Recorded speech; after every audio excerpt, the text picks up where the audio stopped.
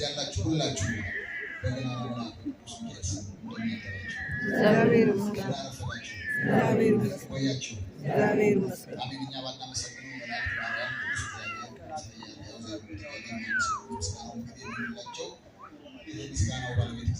የተመሰገነ ይሁን።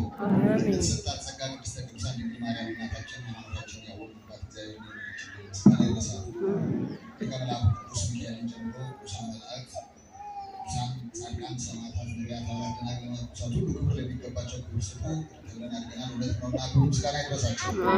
አጠር አድርጌ በትንሽ ደቂቃ ውስጥ መለያየት ነው እኔ እወዳለሁ። ምክንያቱም ታቦቱን ያከበሩት አባቶች ቅዳሴ ይቀጥላልና ትንሽ አሰልቺ የሚመስለው መርሃ ግብር ላይ እንደደረሱት እኔ ማሰልቺ ስለሆነ እግዚአብሔር ይመስገን ከእውቀት ነፃነት እዚያው በምህረት ላይ ከጀርባ የሚታይ እሳተ መለኮት ቆሟል።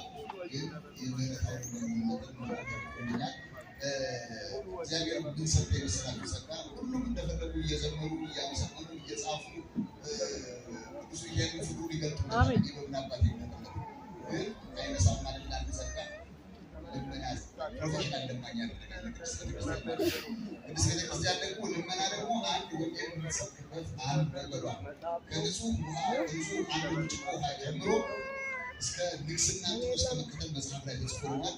ይህንን ብዙ ሺህ ዘመናት እንዞራለን። ምክንያቱም እኛ የመጋቢ ብሉይ የቅዱስ ሚካኤል ልጆች የ16ኛው ክፍለ ዘመን የኢየሱስ ክርስቶስን ተከታዮች አይደለም። እኛ የማርቆስ ልጆች ኢየሱስ ባረገ በአንደኛው ዓመት ቅዱስ ሚካኤል ሐዋርያው ፊልጶስን ልኮት የኢትዮጵያን ውጭ ጉዳይ ሚኒስትር አዲስ ኪዳን ነው አብ ወልድ ወመንፈስ ቅዱስን አጥምቆ ልኮልን ኢየሱስ ባረገ በአንደኛው ዓመት ኢየሱስን የበላነው የጠጣነው የለበስነው ይቺ ቤተክርስቲያን ደግሞ የሚያል ዘመን